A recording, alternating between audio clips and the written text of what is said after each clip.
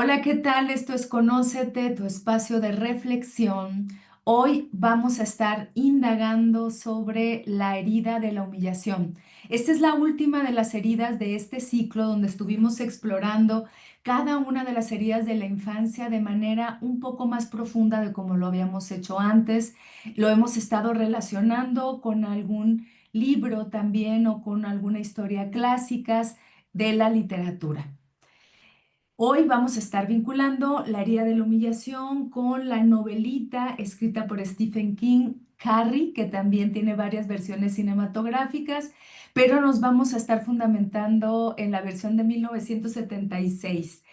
Y vamos a estar también indagando por qué esta herida muchas veces nos lleva a generar una máscara de víctimas y que nos es muy difícil quitarla. Hemos dicho también en otros programas, si quieres complementarlo con este, hemos dicho en cada uno de los programas de las otras heridas cómo se va formando una herida. No simplemente es que es parte de lo que nosotros somos. Hay que especificar que una herida es un rasgo de personalidad, solo un rasgo y una tendencia que nosotros podemos tener a reaccionar de una u otra forma. Sin embargo, eso no nos determina, no nos etiqueta. Ahorita voy a abundar un poquito más en eso cuando vayamos desarrollando la herida de la humillación.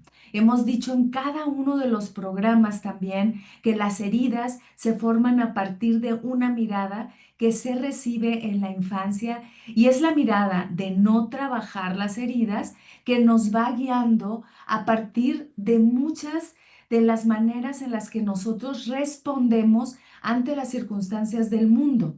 Y eso hace que se vaya generando también una característica muy específica de nuestra forma en la que nosotros nos relacionamos en diversas circunstancias, ya sea en lo laboral, en el trabajo, con la pareja e incluso con nosotros mismos, porque las heridas van siendo de alguna manera filtros de la realidad. Significaría que son nuestros lentes para poder observar el mundo y no solo eso, para tomar acciones, para generar pensamientos, para habitar emociones. Entonces, ¿cómo nosotros podemos transitar una herida? Las heridas están todas, como lo hemos dicho, todas, todas, todas en cada uno de nosotros. Sin embargo, hay dos o tres que son representativas y que incluso en algún momento de nuestra vida se activa una o se activa otra o en algunas circunstancias específicas que nos han ocurrido en un momento determinado, van a hacer que esa herida se abra.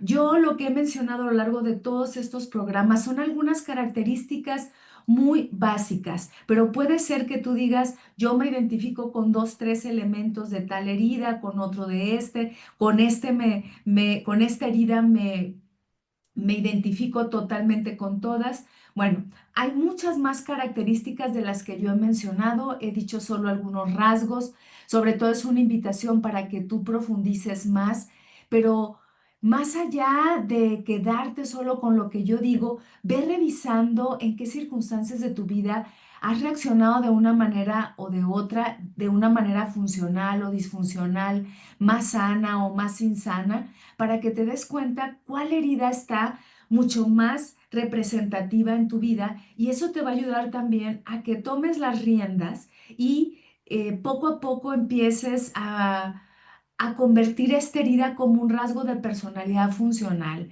Sí, porque la herida de por sí va a estar. Por más que un padre o una madre traten de que su hijo sea muy feliz, lo van a lograr. Sin embargo, esa herida va a estar en menor grado. Cuando tú te identificas totalmente con muchas de las características que yo he mencionado, es porque la herida está muy profunda en tu vida. Si tú dices, bueno, algunas veces lo tengo, algunas veces no, son heridas que están muy superficiales. Si tú tuviste una infancia donde tus padres efectivamente se esmeraron en que tuvieras una infancia feliz, pueden estar esas heridas porque no necesariamente tiene que ver con un evento específico, como lo hemos visto en otros momentos. Hay veces que sí, Pero puede ser que, por ejemplo, tu madre, si es madre soltera, te dejó en una guardería o al cargo de cuidadores y tú como bebé o como infante recibiste ese acontecimiento como un abandono, aunque tu madre literalmente no te haya abandonado. Entonces tiene que ver con la manera en la que nosotros recibimos esas circunstancias. Lo he dicho en todas las sesiones durante este ciclo sobre las heridas de la infancia y lo voy a volver a repetir hoy para que nos quede mucho más claro y mucho más afianzado y asentado. ¿Ok? Tiene que ver con el temperamento que nosotros tenemos, con el temperamento que nos caracteriza al nacer. El temperamento puede ser muy irascible, el temperamento puede ser incluso muy melancólico, tendente a la tristeza, un temperamento mucho más apacible, como que no reacciona demasiado y que puede llevarnos también a ser medios apáticos, que se puede relacionar con un temperamento mucho más sanguíneo. Hay más tipos de temperamentos que no estamos revisando hoy, pero los temperamentos son respuestas instintivas ante lo que nos impacta de la vida. Hay bebés que si tú has visto, por cualquier cosita están enojados, es probable que tengan una tendencia a la ira, por ejemplo, o hay bebés que lloran demasiado, es probable, y creo que lo importante de lo que estoy diciendo es probable porque muchas veces otra vez no nos determina, ¿ok? Hay estas tendencias, igual todos tenemos los tipos de temperamento, pero hay uno que es más característico. Hay bebés que, por ejemplo, no son como muy encendidos y pueden ser más melancólicos, más reflexivos, y eso tiene que ver con la manera en la que nosotros respondemos a ciertos impactos de una manera muy instintiva. Esto va formando a partir de nuestras circunstancias muy colocadas o circunstanciales de nuestra vida, que en otro programa vimos que tiene que ver con lo que Jean-Paul Sartre llama el coeficiente de adversidad, es decir, el mundo en el que nosotros nacemos. Puede ser con un idioma, con un género, con ciertos tipos de padres, los cuidadores. Ese es el coeficiente de adversidad que ya nos toca de facto. Entonces, a partir de eso, con un temperamento, lo que se va logrando es un carácter, la forma de reaccionar, pero ya vinculado a las circunstancias específicas, sociales, culturales, económicas y de género. Esto a través de la experiencia va logrando, por lo tanto, rasgos de personalidad. Cuando ya se quedan demasiado afianzados, cuando ya tienes un carácter mucho más definido a partir de las respuestas temperamentales, esto te va a llevar a que tengas una personalidad. Sin embargo, estas heridas de la infancia son rasgos de personalidad a partir de un temperamento y de un carácter. Decía hace un rato, aunque tú tengas estas tendencias a partir de las heridas de la infancia, son circunstanciales, pero no te determinan. Como lo dice el mismo Jean-Paul Sartre a través del existencialismo, la existencia precede a la esencia. Esa es su frase, digamos, más elemental para poder explicar al existencialismo, no a la filosofía de la existencia, que eso ya lo abarca mucho más Heidegger. Pero Jean-Paul Sartre o Sartre, como muchos también lo dicen, mm, habla sobre todo de las circunstancias de la vida, en donde la existencia precede a la esencia. Esto significa que no estamos determinados, que no estamos esencializados porque tenemos ciertas circunstancias de la vida. Algunos tal vez no reconozcan este dicho, pero a mí me gusta mucho ejemplificar esta frase de la existencia precede a la esencia con un dicho que nosotros tenemos muy mexicano y que dice algo que es fuerte, porque dice, el que nace para maceta no sale del corredor.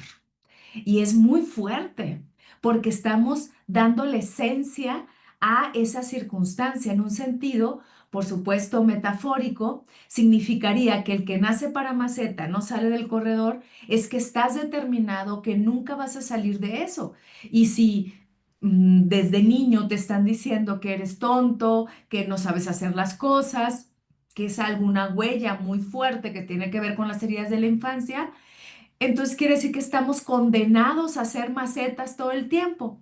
Jugando con esta analogía, desde la perspectiva de que la existencia precede a la esencia, lo que significaría es que nosotros, aunque tengamos esta circunstancia de maceta, sí podemos salir del corredor, irnos nosotros mismos a sembrar en un enorme jardín y convertirnos en un bellísimo árbol.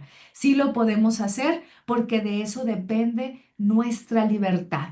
No es sencillo porque hay una sociedad con todas esas etiquetas que nos oprime y que nos quiere mantener como macetas o nosotros mismos no lo cuestionamos. Y esa libertad entonces está de alguna forma, ¿cómo decirlo?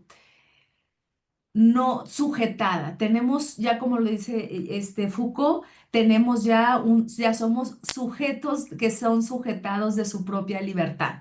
Y esto nos lleva a que empecemos de manera muy, muy facilona, por decirlo así, a etiquetarnos, a decir, ah, no, es que yo tengo la herida de la no sé, del rechazo, ¿no? Y por lo tanto soy una persona que maneja una máscara de rigidez. Y muchas veces esas etiquetas lo único que hacen es colocar un escudo para no hacernos responsables de salir de ese corredor y dejar de ser maceta. ¿Ok?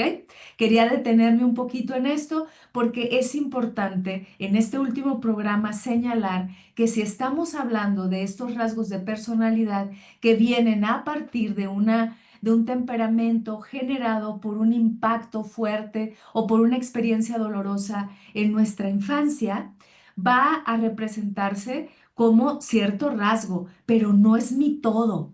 Yo no, hola, ¿qué tal? Soy herida del abandono, o sea, no me puedo presentar así.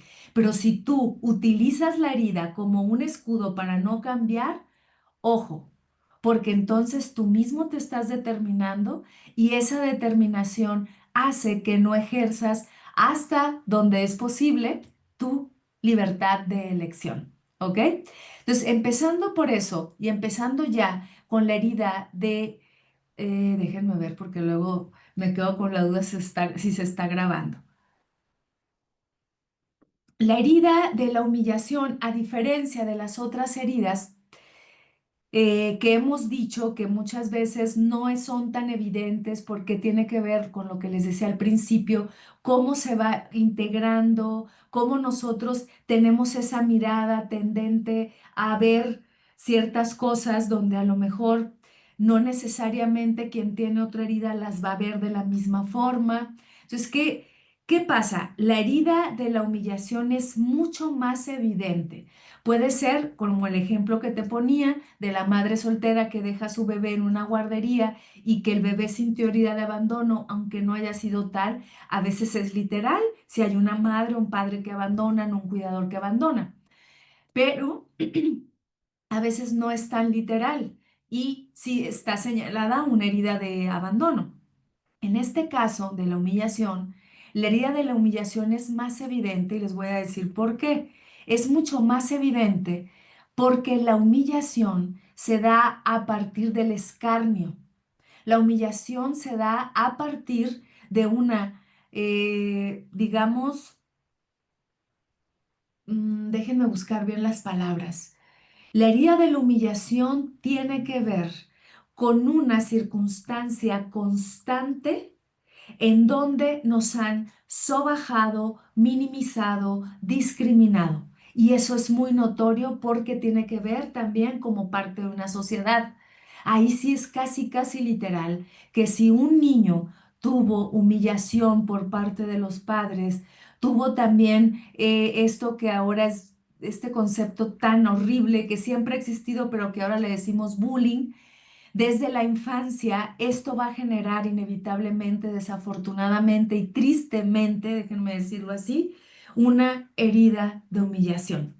Y lo digo así porque me parece algo sumamente triste porque tiene que ver con un otro o con unos otros que generan muchas veces con conciencia esa humillación. Esa es la diferencia, que las otras heridas a veces, no siempre, muchas veces sí es con conciencia, pero muchas también no son de manera consciente. Muchas veces los padres no sienten que te rechazaron, aunque tú, porque viste que tenían ciertas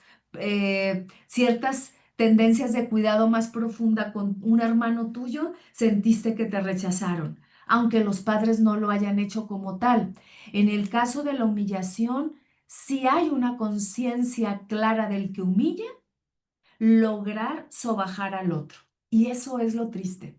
Por eso esta herida es diferente, se identifica de una manera mucho más rápida porque hay experiencias en el pasado donde te has sentido en el escarnio de los otros a partir del ridículo o simplemente porque eres diferente, ya sea teniendo incluso capacidades diferentes o porque tienes gustos diferentes y esto no les gusta a los demás porque quieren que entres en la norma. Y entonces, ¿qué pasa? Te humillan. A veces un niño que es muy inteligente, lo humillan porque es inteligente. O al contrario, un niño que le cuesta trabajo el aprendizaje y que hace todo su esfuerzo o que le cuesta incluso hacer un esfuerzo, puede llegar a ser humillado por no corresponder a lo normal. Entonces, empecemos con eso. La herida de la humillación, cuando se da, es porque alguien o algunas personas desean que seas normal, que puedas responder a como ellos creen que deberías de responder y entonces te humillan porque quieren que hagas las cosas desde el control y a su manera. Por eso es una de las heridas que me parece, bueno, todas son bastante fuertes y tristes, pero en especial esta me indigna, porque las otras pueden ser desde la inconsciencia, pero esta es con dolo. Y sí, me siento indignada con esta herida, pero vamos a avanzar y lo vamos a ir relacionando, te decía hace un ratito, con la película de Carrie, basada en la novela de Stephen King, en donde sobre todo yo me fundamenté en la película de 1976 dirigida por Brian De Palma, sí, creo que sí, él es el director, y la protagoniza una joven y bellísima Sissy Spacek o Spacek, eh, donde habla así de una chica que recibe humillación de su madre, que es una madre soltera, una madre con una religión recalcitrante, en donde humilla constantemente a su hija, respaldada por la malentendida religión que ella va asimilando, una madre que es sumamente rígida. eh, Híjole, es que si ven ustedes la película o leen la novelita, es una novelita corta, la primera novela que escribe Stephen King. Ahorita voy a hablarles un poquito de eso. Eh, pero sí, es impresionante. Voy a decir brevemente el argumento por si alguno no la ha visto. Hay muchas versiones, creo que una del 2013, otra del 2017 y seguramente va a haber más porque es una novela que trabaja el horror desde la sociedad. Esta es una chica que tiene una madre, como les decía, que está muy apegada a ciertos reglamentos religiosos y que hace que su hija viva como en una burbuja donde las reglas morales son sumamente rígidas y cuando no se cumplen, la madre la humilla, la golpea, la sobaja, a tal punto que en una sociedad más o menos, digamos, de los años 80, no le dice a su hija qué es la menstruación. Y ahí empieza la primera humillación de esta novela, en donde esta chica llamada Carrie tiene su primera menstruación mientras está en unos baños después de realizar deporte y las demás se asusta tanto cuando le sale su sangre menstrual que acude a las demás chicas, todas se dan cuenta que es eso y empiezan a burlarse de ella, a aventarle las toallas sanitarias y es la primera de las humillaciones evidentes, pero parece que viene ya de muchas humillaciones en la escuela y como ella es una persona retraída, una chica que representa de manera muy evidente una herida de la humillación. Por lo cual, también hay que notar que el personaje tiene capacidades de telequinesis, puede mover cosas, romper cosas cuando está enojada. Esto tiene que ver sobre todo con las características de terror que trabaja Stephen King hasta la fecha con sus maravillosas novelas, pero esta es la primera en donde habla ya, aunque todavía no se manejaba esta palabra, del bullying. Entonces vamos a ver. En otros momentos, primero les he dado las características y luego les hablo de la obra literaria. En este caso lo voy a ir enlazando porque es muy, muy evidente lo que se ve aquí a partir de unos compañeros de escuela que son realmente crueles. Por eso les digo que en la herida de la humillación, cuando no entras en la norma, están los otros porque se sienten con el poder de humillarte para que regreses al carril, como se diría. ¿Cuáles son esos rasgos? Bueno, déjenme empezar a compartirles algunos de esos rasgos para que los tengamos un poquito más claros y que ustedes empiecen a tomar ya nota de cómo va a haber también, esto es importante decírselos, a ver, no sé si estoy, ahí estoy compartiendo ya. Es importante decírselos porque a veces vamos a notar, incluso si tú has visto todas los programas que les he compartido sobre las heridas de la infancia, has visto que va a haber algunas características que se parecen o que incluso se pueden repetir, ¿ok? Por ejemplo, el niño se siente comparado, avergonzado, minimizado.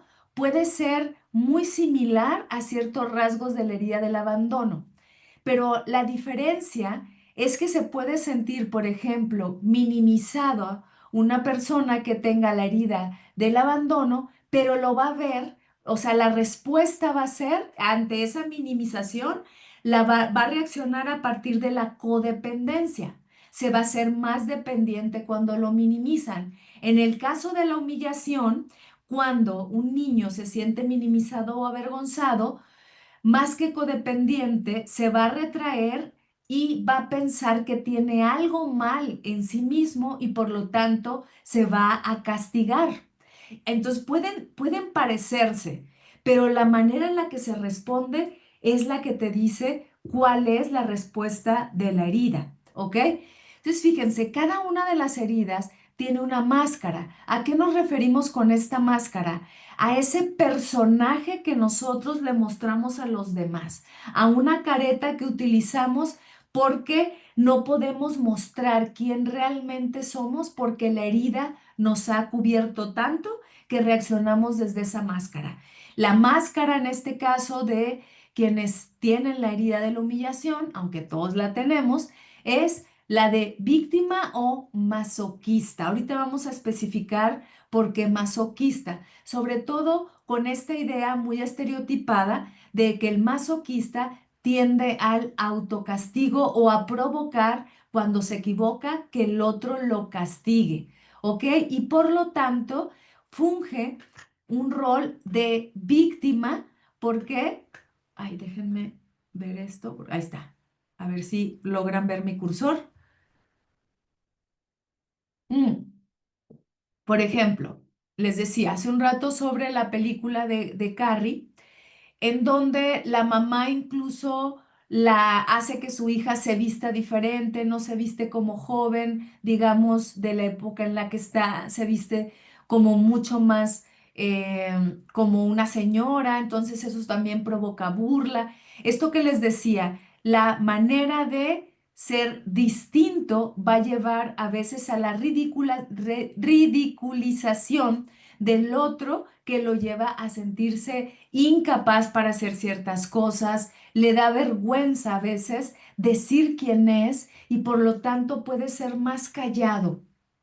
O a veces hay digamos, una contrahumillación, ¿ok? Cuando decimos contrahumillación es que aunque tienen la herida de la humillación, se van hacia el otro lado. Muestran que no tienen vergüenza, muestran que son muy extrovertidos, pueden ser de los dos lados, o muy retraídos o muy extrovertidos, pero es una extroversión muy falsa, porque en el fondo sí sienten vergüenza, temen decir quiénes son y lo que hacen es camuflarse con este personaje de valentía, pero donde ellos no lo creen. Lo hacen para y como defensa, para no ser humillados. Entonces, como les funciona como estrategia, empiezan a transformarse en camaleones y empiezan a vestirse como los demás, a ser como los demás, cuando saben que ni siquiera se sienten cómodos, en su interior saben que eso les avergüenza, que son incapaces, pero se van creando un personaje que les cuida para decir, este es el que soy, no me da vergüenza nada y entonces nadie me humilla. Pero en el fondo ellos se están humillando a sí mismos por no permitirse ser quienes somos, ¿no? O quiénes son. Eh, Fíjense, elegí esta imagen porque me pareció como muy representativa de esta herida. Cuando se expresan como realmente son, pueden tener esta belleza de esta mariposa. Pero fíjense, es una belleza luminosa en un cielo casi en penumbra. Y cuando se muestran, se avergüenzan y por lo tanto se castigan. Se castigan. ¿Y qué empieza a ocurrir con esto? Empieza a ocurrir que esa belleza se oculta. Saben que la tienen, saben que pueden mostrarla, pero la muestran con algunas personas muy específicas, donde se sienten cómodos, donde han sentido que son recibidos tal y como son, pero si no, van a agarrar al personaje, ya sea al introvertido o al extrovertido falso, por llamarlo de esta forma, ¿no? Este tipo de humillación puede ocurrir de distintas maneras. En Carrie, para que vean la película y ustedes vayan revisando la herida al mismo tiempo, tiene que ver con objetos de burlas, pero a veces no solo son objetos de burlas, tiene que ver con una humillación física, con golpes, literal, con golpes, con castigos. Eh, Incluso con una exclusión emocional. Esta exclusión emocional significa que va a llevar a quienes tienen la herida de la humillación a aislarse, pero no se va a sentir rechazado a diferencia de quien tiene la herida del rechazo, que quien tiene la herida del rechazo, su respuesta es: si me rechazas, huyo, o ellos huyen antes de que rechacen. En este caso, digamos, esta respuesta de rechazo o que ellos no toman como rechazo, cuando los aíslan, ellos se sienten humillados porque no pueden ser como los otros quieren que sean. Y esto, por ejemplo, parte del otro. Cuando el otro da miradas, por ejemplo, de desprecio, una voz donde humille al otro, entonces el otro se va aislando para no sentirse humillado, a diferencia del que se siente rechazado, o puede sentir las dos cosas, ¿no? Pero también en este proceso de humillación tiene que ver también no solo con la casa, sino también con un ambiente social y cultural. Si tú eres una persona con orientación sexual diferente, vas a experimentar humillación. ¿Por qué? Porque no todo el tiempo, pero muchas veces porque hay una sociedad que humilla otra vez a las personas que no entran dentro de la norma. Y entonces, ¿qué va a pasar? Va a haber humillación, va a haber escarnio con personas que tienen orientación sexual diferente, tendencias diferentes o que simplemente se visten diferentes. ¿Qué es lo que va a pasar? Que también la parte cultural y social es capaz de generar esta humillación aunque en la casa no se lleve. ¿Ok? Por eso les decía, tiene que ver mucho cómo no entras en la norma. El personaje del que estamos hablando es una chica que no tiene una corporalidad como las demás compañeras, es una chica menudita, es una chica que se ve mucho más joven al respecto de sus otras compañeras que ya tienen novios, que ya beben, que ya fuman, y ella tiene todo eso prohibido por la mamá. Tiene eso prohibido también, no a una manera de protección de la hija, sino desde mm, unas reglas recalcitrantes que no permiten que ella ejerza su libertad y expresar quién es. Porque cuando en algún momento de la película ella empieza a retar a su madre y a mostrar quién es, de todos modos no se siente tan cómoda, le cuesta mucho trabajo mostrarse como quien es y termina de alguna forma castigándose. Este es un rasgo que decíamos en donde la víctima empieza a autolacerarse, a victimizarse. ¿Por qué? Porque tiene estos rasgos del autocastigo, porque aprendió que al no ser aceptada socialmente por quien es, y le han generado castigos, es la forma en la que va a responder a lo que considera que es una equivocación, a castigarse.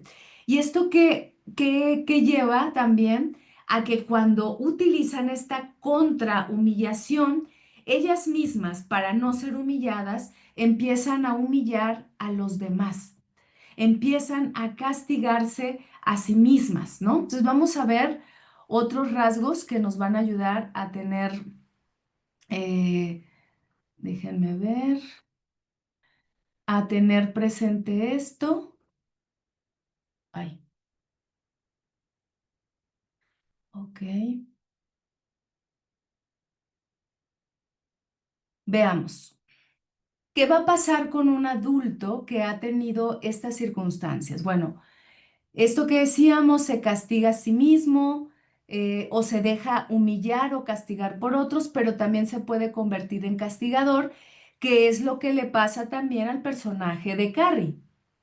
Al ser demasiado castigada, esta chica, después de lo que le ocurrió con esta humillación por la menstruación, el castigo que le dan a las chicas que la humillaron es que no van a ir a la fiesta de graduación, y como venganza buscan cómo humillar más a esta chica, y de alguna manera un personaje que quiere resarcir esto y que hace casi todo lo contrario. Una chica le pide a su novio que para que Carrie se sienta bien, la invite al baile de graduación. Y este chico la invita al baile de graduación, ella se empieza a preparar, es donde reta a su madre, pero resulta que le están tendiendo una trampa para humillarla todavía más. ¿Ok? Esto se va mostrando mm, a partir de cómo ella empieza a utilizar estos poderes de telequinesis, donde ella no los puede controlar, no los puede controlar, trata de hacerlo, pero no puede, empieza a romper cosas, espejos, y ahorita voy adelantándoles un poquito más en la historia, pero fíjense, lo que empieza a pasar también con personalidades que tienen esta tendencia a la humillación, es que para no ser humillados empiezan a ser demasiado, mm, ¿cómo decirlo? Demasiado generosos, pero no como una generosidad otra vez parecida a la de el abandono, donde quieren ser generosos porque son codependientes. En este caso son generosos para que nadie los humille. Entonces ellos, ¿qué hacen? Se humillan más a partir de una generosidad exagerada, en donde casi, casi empiezan a limpiarle los zapatos a los demás, ¿no? Digo, estoy exagerando todo, pero hay matices, por supuesto. ¿Qué empieza a ocurrir? Que se empiezan a aprovechar de ellos, se empiezan no solo a sentir humillados, sino que se avergüenzan muchas veces de ser quienes son y esto es muy importante la última parte. Se toman los comentarios personales. Cómo ellos creen que están mal todo el tiempo porque las mismas personas, sociedad, grupos los han señalado, sienten que tienen algo mal, que no corresponde a una vida adecuada. Y entonces, ¿qué pasa? Sienten que o perciben también que todo lo que hacen tiene que ver con ellos. Y alguien puede estar enojados y ellos sienten que fue porque ellos hicieron algo, ¿no? Entonces, esto es importante, tomar demasiado las cosas personales, cuando a veces ellos no tienen nada que ver con esto. Otra de las cosas es, se culpan, la culpa está demasiado presente. Esta culpa está porque ellos buscan a como de lugar ser buenas personas. Aquí le puse algo que nos puede ayudar también, ¿no? O sea, mm, les culpa, digo, perdón, les gusta, aparentar que son buenas personas y esto lo llevan a partir de la culpa porque interiormente tienen a alguien que puede ser capaz de castigar. Y aquí menciono un Hyde, sobre todo referenciando a la novelita de Stevenson que se llama Doctor Jekyll y Mr. Hyde, que es un personaje que por las noches se desdobla y se convierte en malévolo. Bueno, ellos no quieren sacar, quienes tienen la herida de la humillación, su maldad, pero saben que la tienen y entonces aparentan muchas veces ser personas buenas. Y no es que no lo sean, solo que lo son para no sentirse humillados. También este dicho que decimos mucho acá en México, que es candil de la calle y oscuridad de su casa. A veces ellos pueden ser, cuando toman la contraherida de la humillación, demasiado extrovertidos, fuertes, pero en la casa ellos son humillados o bajados o al revés. En la casa ellos humillan, castigan y por fuera son humillados. Entonces lo hacen de manera así como muy polarizada. Eh, lo que sigue también, cuando empiezan a sentir alegría, que eso también sucede en algún momento de la película, fíjense cómo se castigan. Sienten que no merecen estar alegre y por lo tanto se maltratan, tienen un discurrir mental demasiado autopunitivo o castigador, en donde sus voces internas son las que hablan de cómo ellos, incluso ellos interiormente se pueden estar humillando a partir de su flujo de pensamiento. Hiciste esto mal, decirse groserías, tratarse mal, incluso golpearse a sí mismos para generar un autocastigo, porque es la forma. O sea, quisiera también que comprendiéramos esto más allá de juzgarlo. Es la forma en la que una sociedad, ¿ok? Eh, les enseñó que deben ser tratados. No se trata de justificar, pero sí de comprender que es la única forma que aprendieron a darse cuenta de que valen. Es bien curioso porque es una paradoja. Aprendieron su autovalor a partir de la humillación. Entonces es algo que es incomprensible, pero que todos lo podemos hacer en algún punto de nuestra vida, ¿no? Entonces, ¿qué pasa? Empiezan, cuando ya está esta herida súper profunda, supurante ya y que no se ha trabajado nunca ni sanado, por supuesto, se empiezan a ser tan cuidadores de los demás, a humillarse tanto, que se empiezan a ser necesitados por los otros.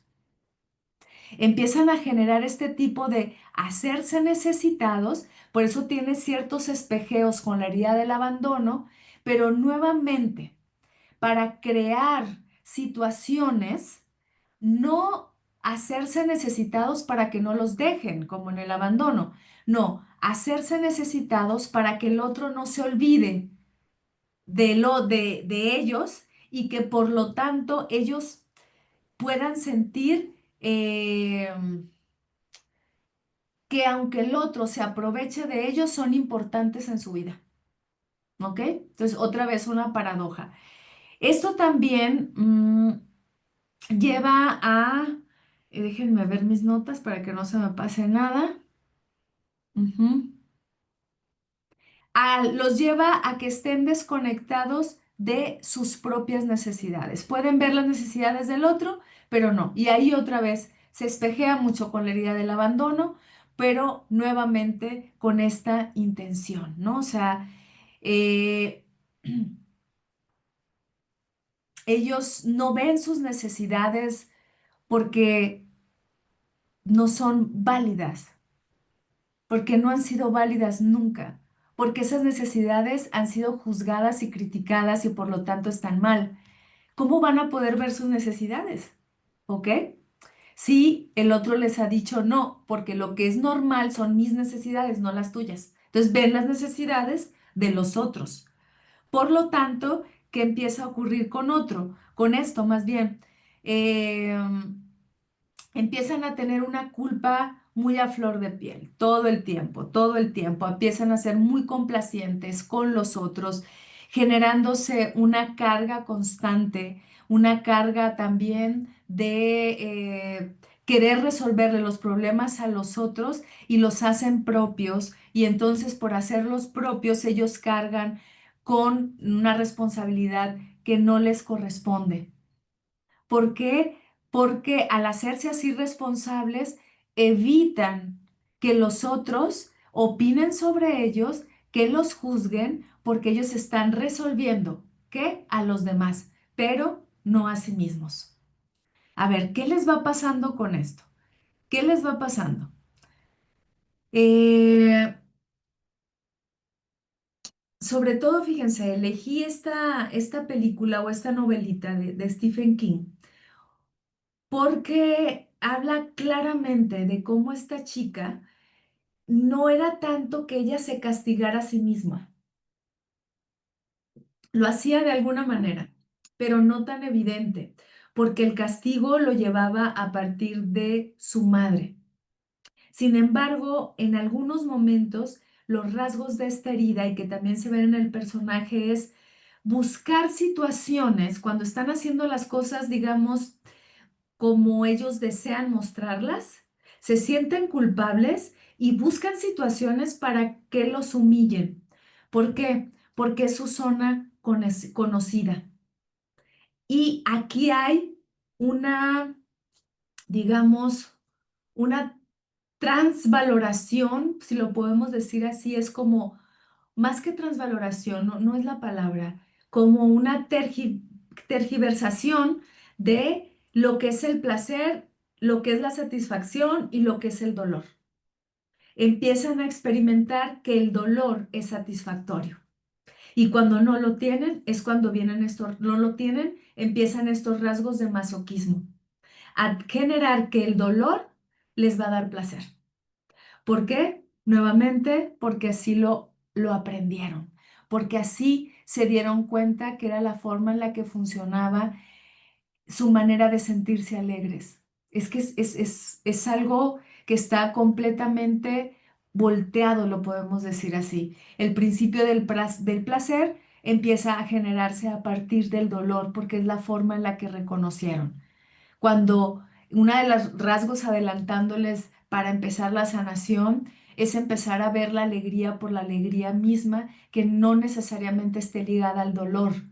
Y esto lo tienen que empezar a trabajar, por supuesto, en terapia.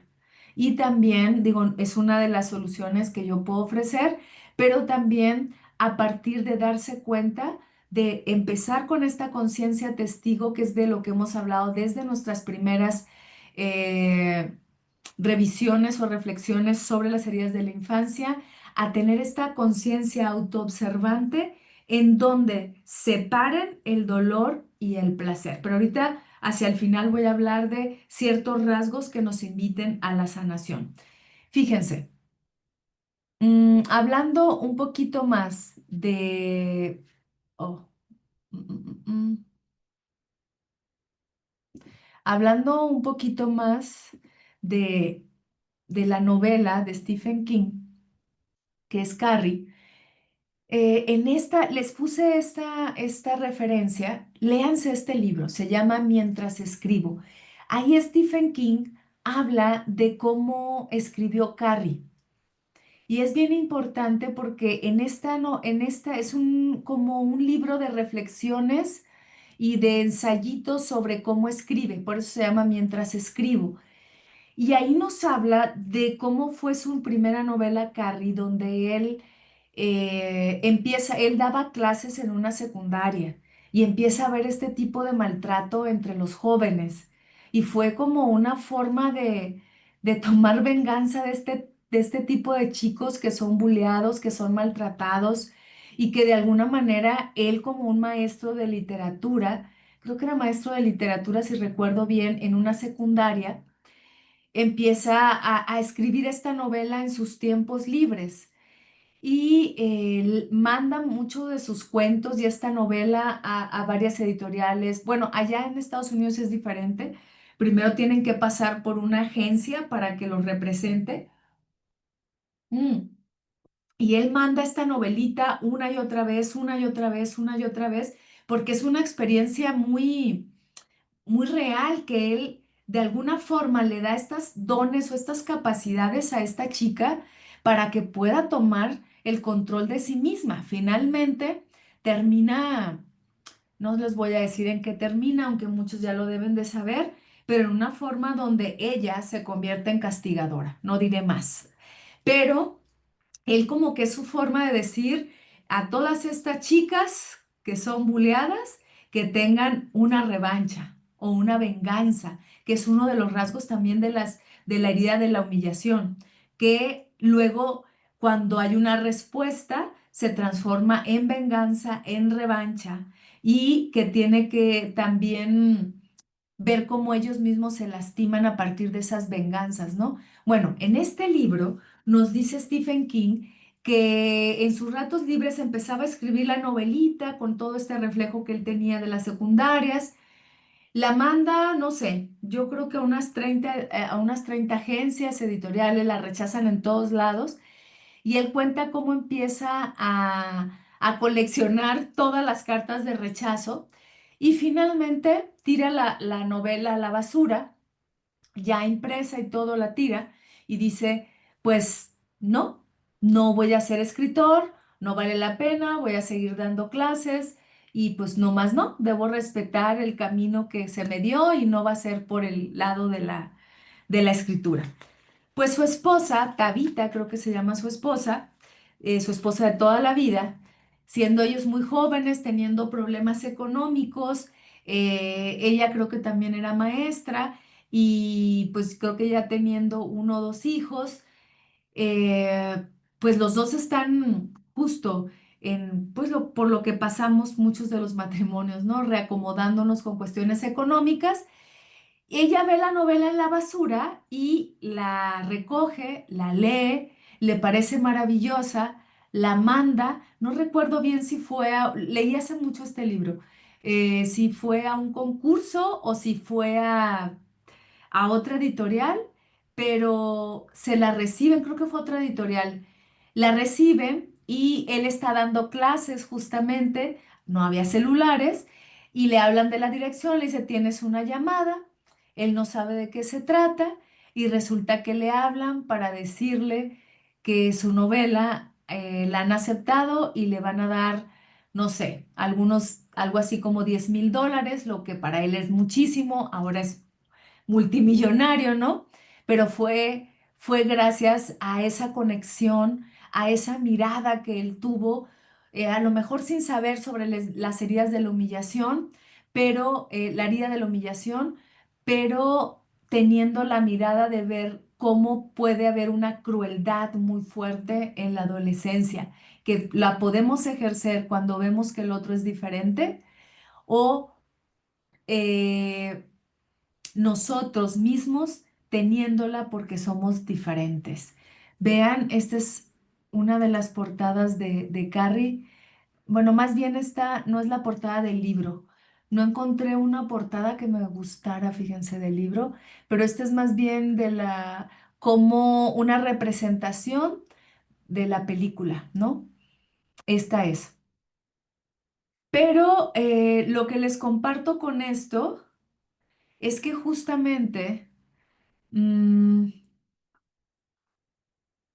ok, lo que les comparto con esto y por qué voy haciendo relación o ejemplificando a partir de una novela o también vinculada con una película, porque creo que así nos va quedando mucho más claro. Y la invitación es que empiecen a ver este tipo de películas e ir reconociendo cuáles son las heridas, porque así las vamos a identificar mucho más fácil en nosotros mismos, porque no se trata de que yo ande viendo las heridas de los otros y especulando. Hay que ver la de uno y lo demás, los demás que se hagan cargo de las suyas. Pero ¿qué pasa? Luego empezamos a ver este tipo de videos como este que yo les estoy compartiendo y parece que son armas para estar ahí agarrando a verdadazos a los demás y diciendo, tú tienes tal herida, porque tienes esto, y queriendo hacer psicología barata con los demás. No, no, no, no.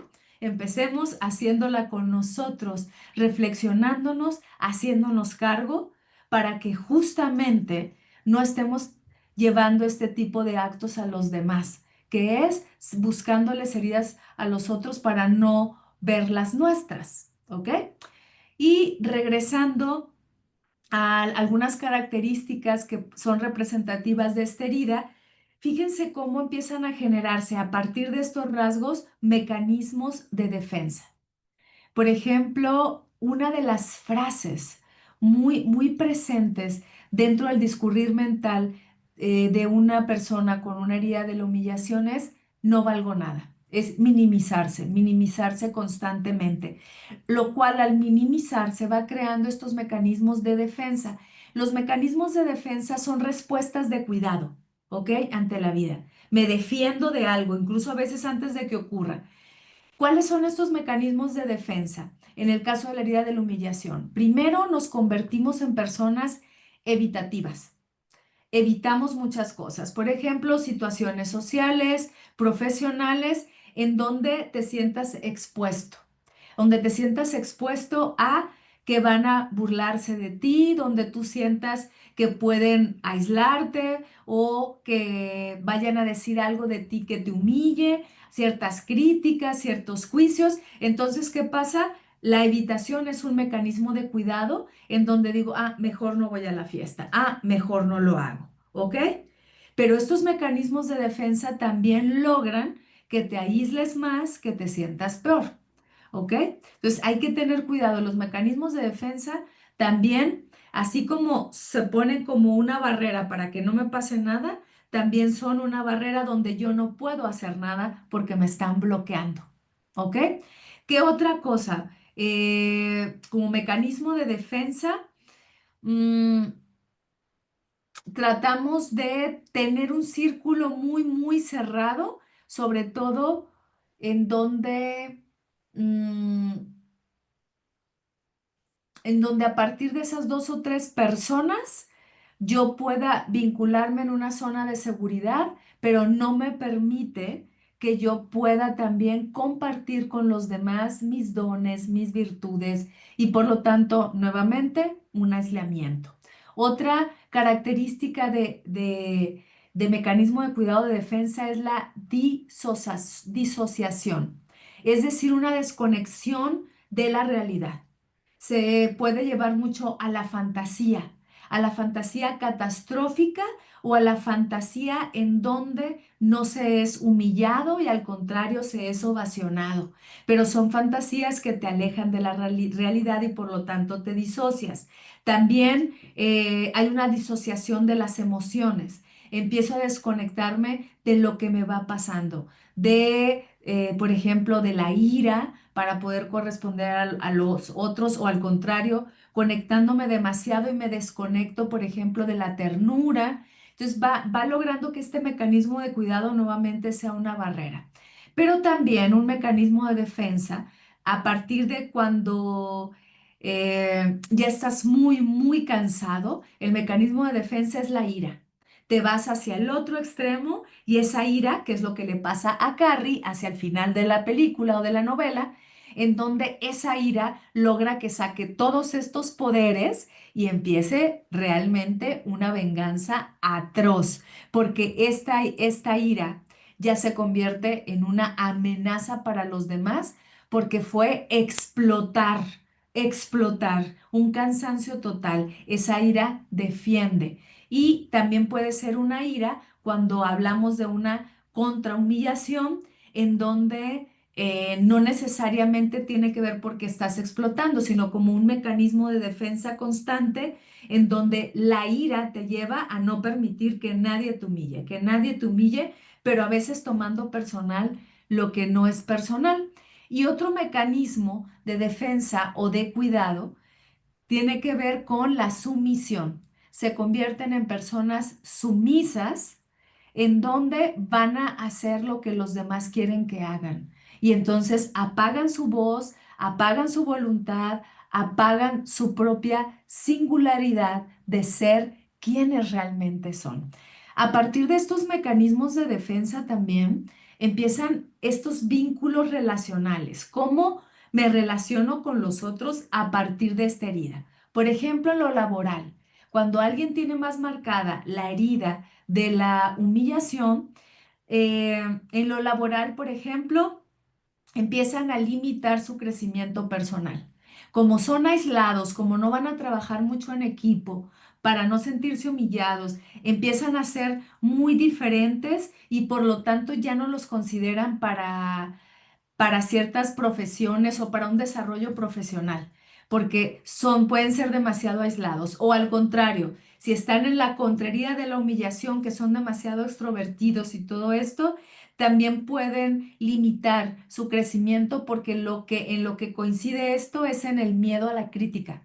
No aceptan crítica, entonces se van a enojar, van a explotar y entonces tampoco van a tener crecimiento laboral. También puede generar en el acto, en el ambiente laboral, demasiado estrés, demasiada ansiedad que lleve a que se generen algunas características paralizantes que hagan que tu trabajo no lo logres de una manera buena o asertiva. Va a salir mal porque te paralizas si te dan un reto, si te dan algo que dices, lo hago mal, lo hago mal. Y entonces, ¿qué pasa? También en lo laboral te conviertes en perfeccionista, pero no un perfeccionismo como en la herida de rechazo o en la herida de la injusticia también está el perfeccionismo, en donde se quiere ser o como se debe de ser, ¿ok? Porque lo otro sería injusto o lo otro sería característica de rechazo o de huida. En este caso, el perfeccionismo es para que el otro no te humille, para que el otro no se burle de ti porque no lo hiciste bien, ¿ok? Esto va a generar entonces muchas veces acoso laboral. A algunas ocasiones es muy triste esto porque aunque no hayas tenido esta herida tan expuesta en la infancia o en algún momento de tu vida, la herida se abre en lo laboral porque empiezas a tener acoso laboral y por lo tanto la humillación se presenta también por víctimas de acoso laboral, ¿no? Entonces hay que revisar todo esto. Y en la parte relacional, en las amistades, en lo social, como se tiene este temor a la crítica, al rechazo, los vínculos suelen ser no tan sanos.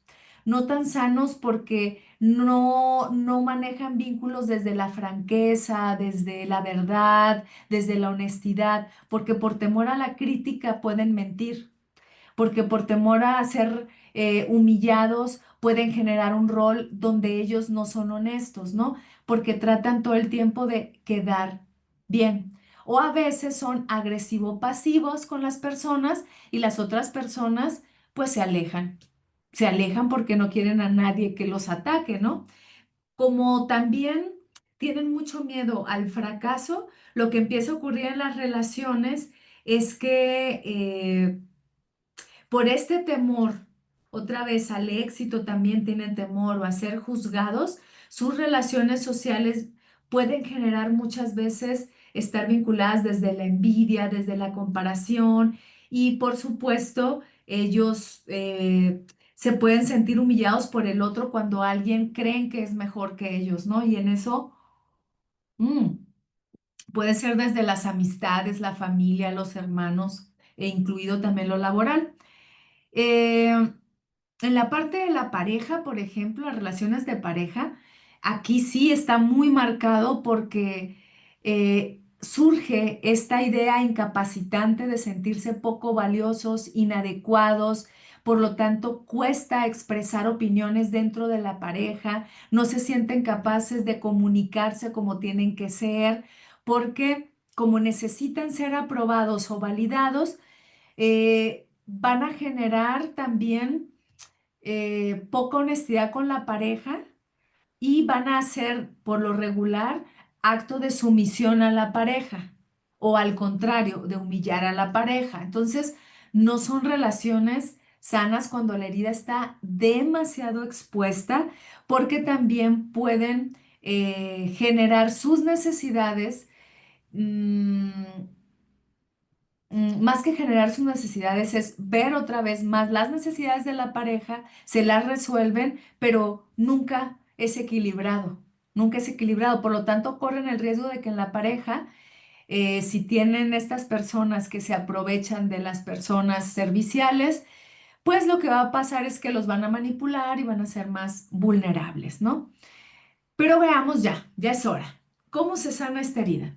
Yo lo que hago cuando les he estado compartiendo la sanación de las heridas, les envío nada más ciertas características, pero una herida se sana sobre todo a partir de una conciencia constante de que tenemos esa herida y empezar a ser muy honestos y decir, ok, yo tengo esta herida y yo les he dicho de mí misma. Mis dos heridas principales son las del rechazo y, y la de la injusticia. Son las que yo tengo. Y cuando yo empiezo a notar que salen ante mis respuestas, pues estoy muy atenta para no responder desde la herida, sino también desde otras capacidades mías que no siempre van a estar vinculadas con la herida. Pero conforme va pasando esto, va sanando la herida. Toda herida tiene que ver con rasgos de personalidad eficientes y virtuosos.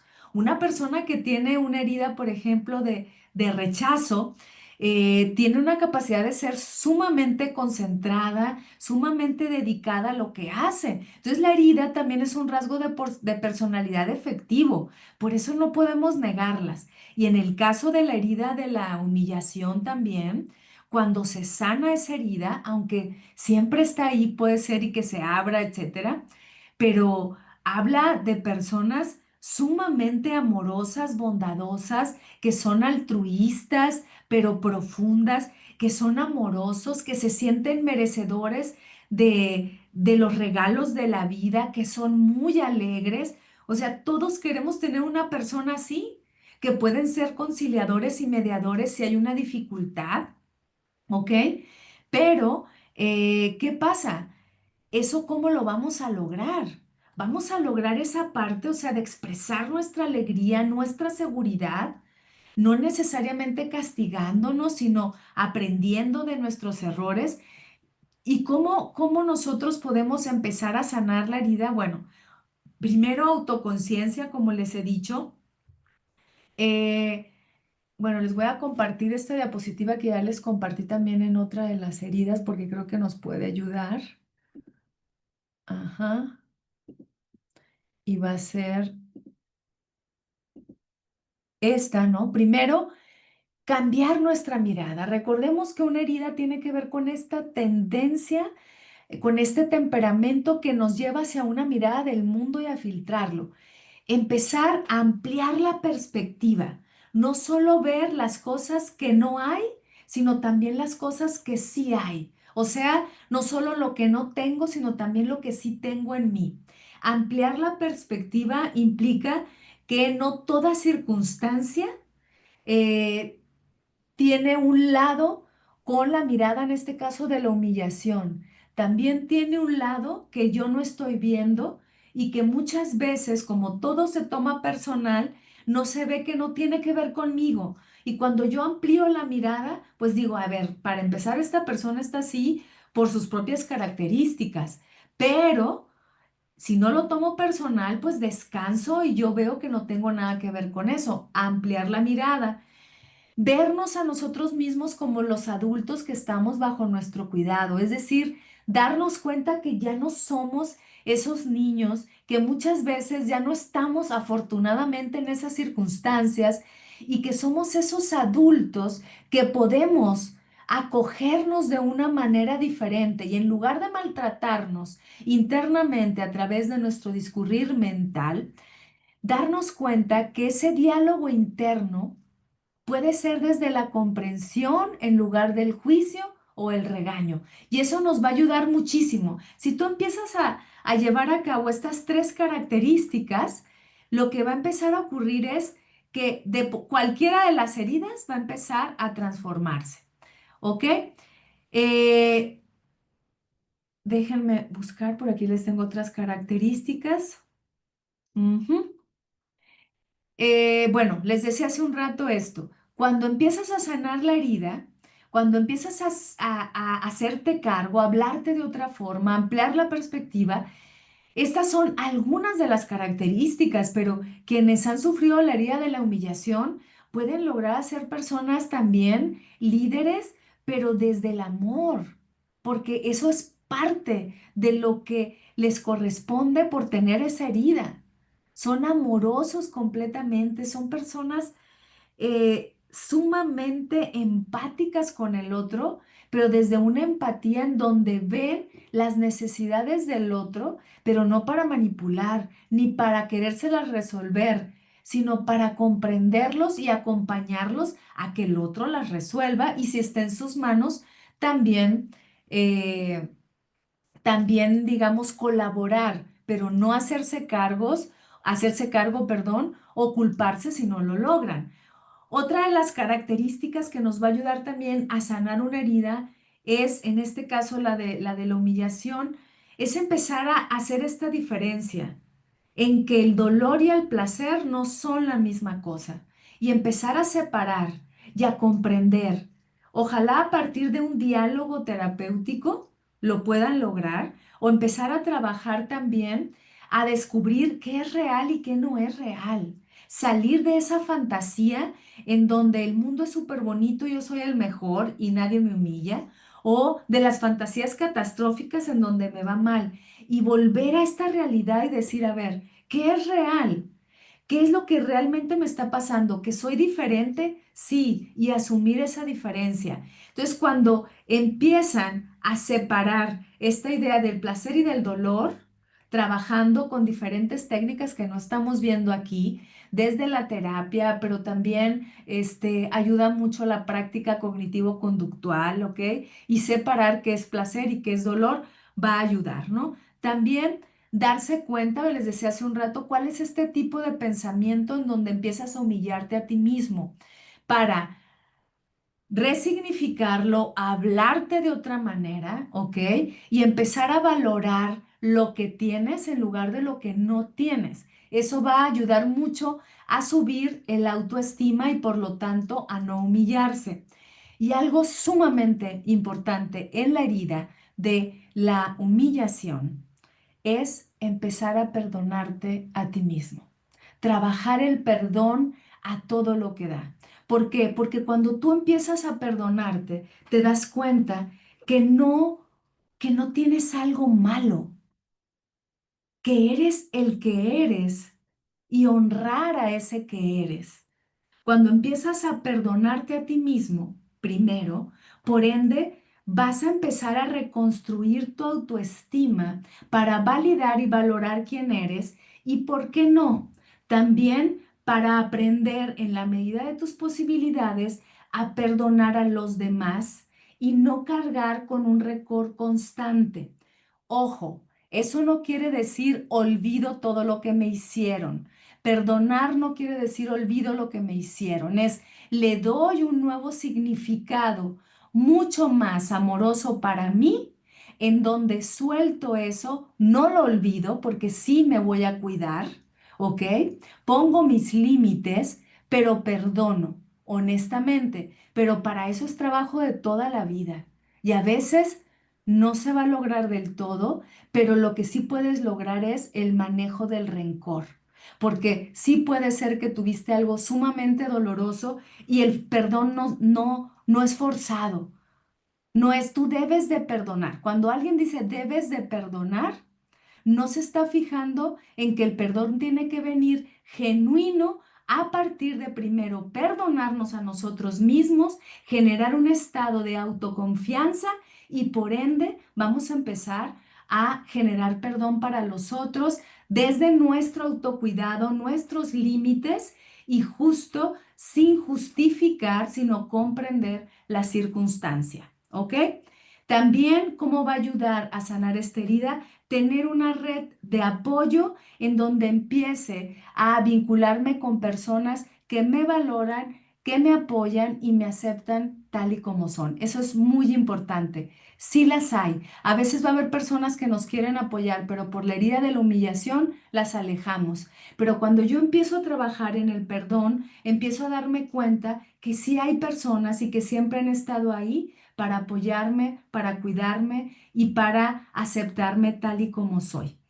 A partir de esto, entonces, ¿qué es lo que va a ocurrir? Bueno, que la herida se va a ir sanando poco a poco, va a quedar una cicatriz, a veces esa cicatriz da comezón, pero cuando tú te conviertes en una persona que empieza a sanar cada una de las heridas, como les digo, hay dos que están más profundas y las demás tenues, pero sí están, cuando las empiezas a cicatrizar, van a estar ahí, porque son parte de tu personalidad, pero vas a irte hacia el otro lado, a las virtudes y al aprendizaje que te da cada una de las heridas.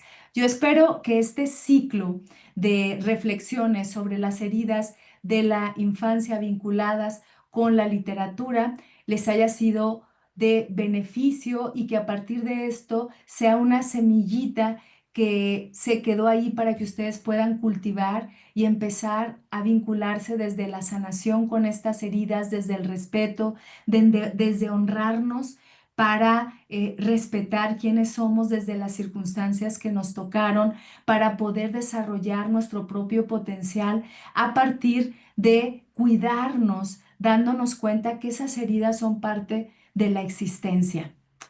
Pues nos vemos en otra reflexión. Déjame tus comentarios. Recuerda que me puedes mandar un correo a escribetuvidaconglafirarrocha@gmail.com o también a los mensajes directos por Instagram, por TikTok y por Facebook. Nos vemos la próxima semana aquí en tu espacio de Conócete, tu espacio de reflexión, tu espacio creativo, tu espacio también para que de una u otra forma puedas desplegar todas tus habilidades y capacidades. Bye bye.